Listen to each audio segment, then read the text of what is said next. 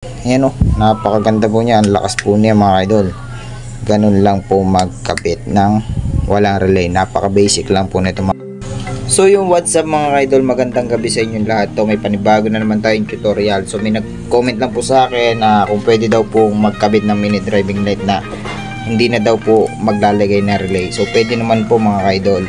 So kailangan nyo lang po gamitin pagka magkakabit kayo ng mini driving light na hindi nyo na po gagamitan ng relay. Kailangan po may balas po yung ikakabit yung mini driving light na pwedeng kahit walang relay. Ito mga idol, no. So ayan po yung ikakabit natin. Ito tutorial ko po sa inyo. Ito lang po yung mga gagamitin nyo mga idol. Yan, meron tayo ditong domino switch. So gamit na po ito. Gagamitin lang natin para pa ma-demo natin to.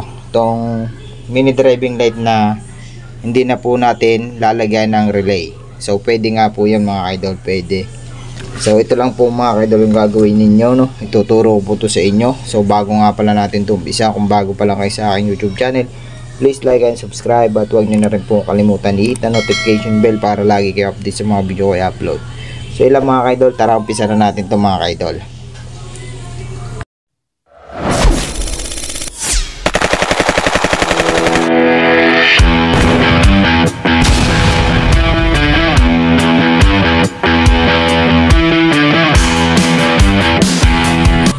So ito na po mga kaidol, umpisa na po natin to. So meron po tayo ditong battery, tapos meron tayo ditong switch. So kumbaga sa motor, ito na po yung susian natin. So naglagay lang tayo nito para maintindihan nyo po.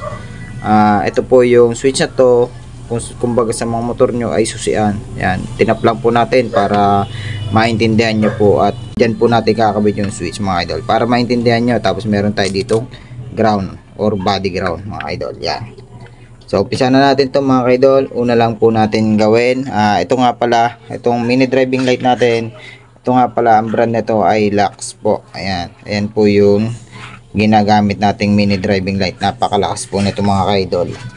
So ito po, ang wire po niya mga kaidol, ito po yung wire ng Lux. Ayan, meron siyang red, meron siyang black, yellow at saka white. So ganun din po sa kabila. Ayan, meron din siyang yellow, white, black, red.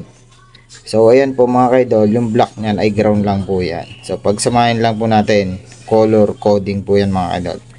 Pagsamasamahin lang po natin, black sa black. Ayan, pagsamahin natin to, black sa black. Tapos ito ay kulay dilaw. Dilaw sa dilaw po. Ayan, pagsamahin lang po natin mga kaidol, no? Para makita nyo po at para maintindihan nyo po. Malinawan po kayo sa video. Ayan. Nagsama natin yung black at saka yung black sa black at dilaw sa dilaw.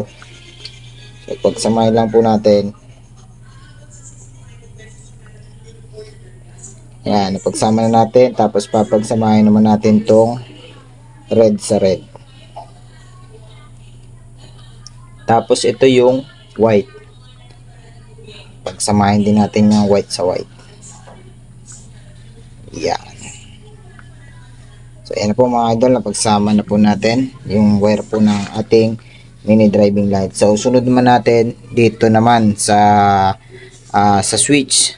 So dito po sa switch may tatlo pong wire. Meron siyang kulay black, kulay blue at saka kulay brown. So paano nga ba mahanap yung ano nito, yung main nito or yung accessory wire nito mga kaidol, no? So gagamit lang po tayo dito ng test light. So hahanapin natin yung lalagyan natin ng trigger dito sa tatlong to. So gamit lang po tayo ng test light mga kaidol. Ito, may test light tayo dito. Yan. So tanggalin lang natin at para mai-test natin yung ating switch na ikakabit. So itong switch na to mga kaidol ay ite-test light natin, no? Hanapin natin yung magiging trigger niya. So ilagay lang natin tong ground ng test light dito sa ground ng battery. Tapos testingin natin yung test light kung ilaw. Yan, nailaw po siya mga kaidol. Tapos dito mga kaidol ay yung isa dito ay didikit natin ng positive. So hanapin lang natin yung kung paano po mag-function to mga kaidol, no? Hanapin natin yung low at saka yung high. Kailangan mahanap natin yan mga idol. So kung ano naman dito yung trigger, ayun po yung itatap natin dun sa susian. So hanapin lang po natin, umpisa natin dito sa kulay black. Ayan. Para maliwanagan nyo mga idol, pinademo natin para maintindihan nyo. Ayan. So tinap natin yung kulay black dito sa susian. Tapos tingnan natin kung nasusi. Yan, nasusi siya. Tapos ito namang sa test light natin mga idol, itong positive niyan, tap lang natin dito sa kulay brown. Tapos pindutin natin yung switch kung ilaw. So wala siya. So hindi po yung black. So sala po mga idol, no. Tapos ito naman mga idol, testing natin itong brown. Yan. So testing natin. Yan, wala siya mga idol. No, wala din. So ibig sabihin niyan itong kulay blue. So ibig sabihin niya mga idol, ito kulay blue. So ito po yung main. Yan, tinap po natin sa susian. So gamit tayo ng test light. Yan, so kailangan iilaw yan. Yun, umilaw po mga idol, yan o. So dun sa kabila, kailangan iilaw din po yan mga idol, dito sa kulay black. Yan, ilagay natin test light. Tapos i-switch po natin. Ayan, umilaw po siya mga idol. So yung trigger po ito, kulay blue.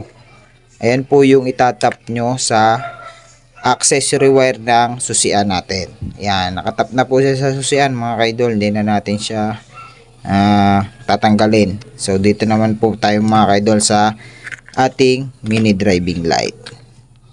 Ayan, ayusin lang natin. At naitap na natin yung ating switch.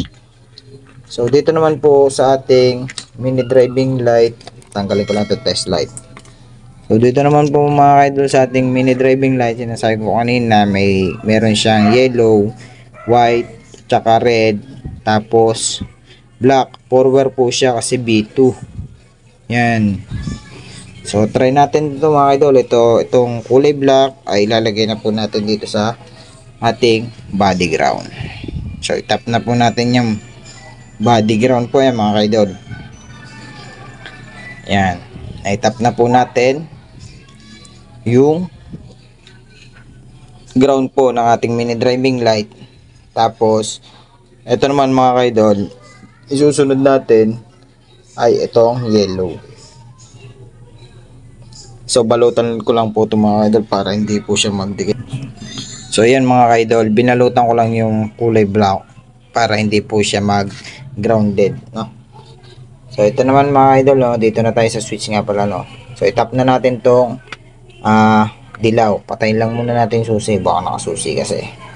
Yan, pinatay lang natin susian.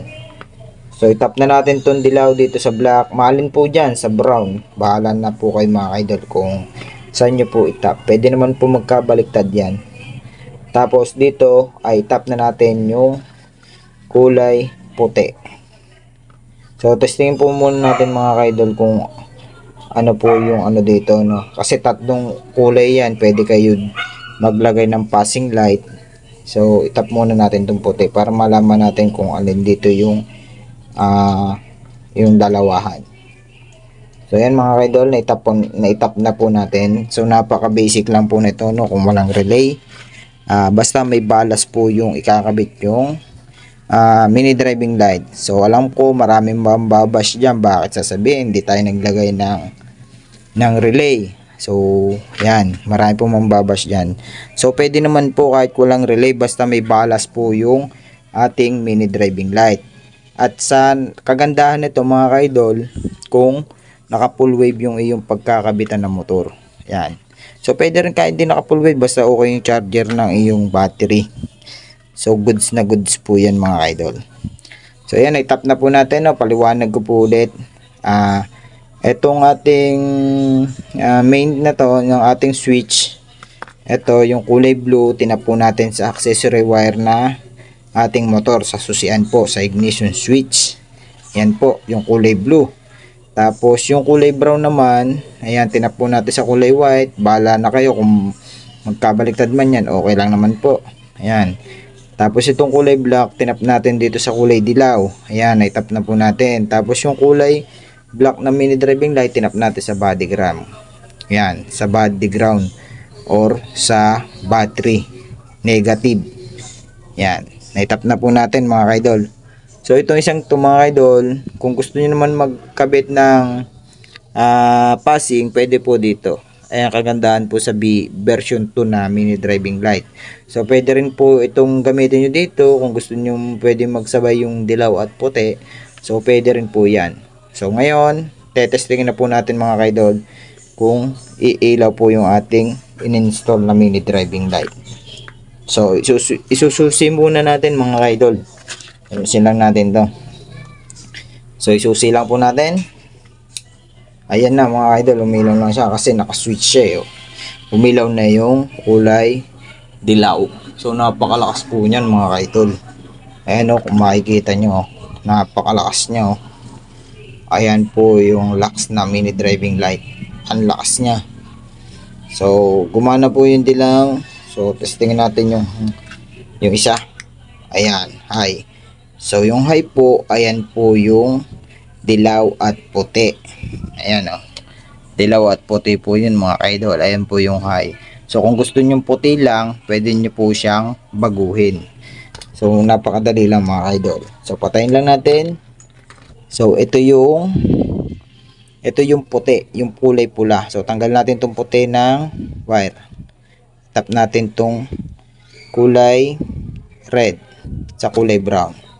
So itong white na to, pwede nyo itong gamitin pampasing. So kagandahan nito mga kaidol, pagka kayo nakalo or dilaw, ang magpapasing kulay white. Tapos pagka kayo naka white, ang magpapasing yellow. So ayan po mga kaidol, no? Testingin po ulit natin yung ilaw. So switch natin. Ayan o, dilaw. So gumagana po yung dilaw. Yan, tutok natin dito para makita nyo po yung ilaw. Ayan o, napakalakas niya mga idol. Oh, mini driving light na lux. So gumagana po yung dilaw. Tapos ito naman yung white. Ayan o, ang ganda niya mga idol. Ayan o, kung makikita nyo, ang ganda niya o. Ang linaw. Napakalakas. So ganun lang po mga kaidol magkabit ng yung mini driving light na kahit wala pong relay ay pwede. Ayan o, basta may ano lang po, may balas yung mini driving light para hindi rin malakas kumain ng battery mga kaidol. So hindi naman ito malakas kumain mga kaidol ng battery kasi may balas siya. At kagandahan yan, malakas lang naman po kumain niya kung may problema yung inyong charging or yung battery, may inana, yun, doon lang po magkakaproblema. Pero pagka goods naman yung inyong charger at saka battery, hindi po maapektuhan yan. Ayan o, napakaganda po niya, ang lakas po niya mga idol. Ganun lang po magkabit ng walang relay. Napaka basic lang po nito mga idol. Yan, sa mga naintindihan nyo ating video, sana naman pa-support naman ang ating mga video para tayo ay sipagin sa araw-araw. Yan, tetestingin po natin mag-upload na ulit. Kasi lagi tayong busy, kaya hindi tayo makapag-upload ng sunod-sunod. Yan. Kaya, yan, isa lang po. Tayo lang po yung naggagawa ng mga motor dito. Tapos, tayo lang din po yung nag-e-edit lang din po, sariling edit para makapag-upload tayo. So, good sa po mga idol. Ayan o, kulay white, dilaw. Napaka basic lang po niyan. So yun lang mga idol no. Sana kung may natutunan naman kayo sa akin sinara video. So bago po ang lahat, kung bago pa lang po kayo sa aking YouTube channel, please like and subscribe at huwag nyo na rin po kalimutan i-hit ang notification bell para lagi kayong update sa mga video kayo upload. So yun lang po mga idol, maraming salamat sa suporta nyo at sa walang sawang pagsubaybay sa mga ating mga video. So yun lang, maraming salamat. God bless.